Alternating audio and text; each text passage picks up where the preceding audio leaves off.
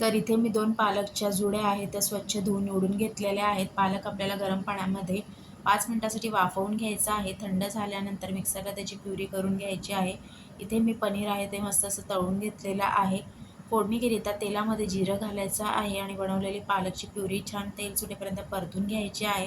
नंतर त्यामध्ये 1 चमचा गरम मसाला, 1 चमचा धणे पावडर घालून मिक्स करून घ्यायचं आहे.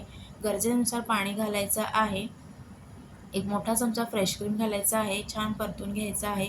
तळून घेतलेलं पनीरसुद्धा घालायचं आहे आणि उकळी काढून घ्यायची आहे. इथे उकळी येते तोपर्यंत आपण एक फोडणी तयार करणार आहोत. बटरमध्ये आपल्याला खूप सारा लसूण चिरून घालायचा आहे. 2 ते 3 काश्मीरी लाल अख्ख्या मिरच्या घालून मस्त अशी खमंग फोडणी तयार करायची आहे आणि फोडणी आहे आपण जो पालक पनीर तयार केलेला आहे त्यामध्ये आपल्याला घालायचं आहे. तर इथे मी घालते आहे चवीपुरतं मीठ आणि तयार केलेली फोडणी आणि तुम्ही जे बघू शकता मस्त आपल्या लसूणी पालक पनीर तयार झालेलं आहे.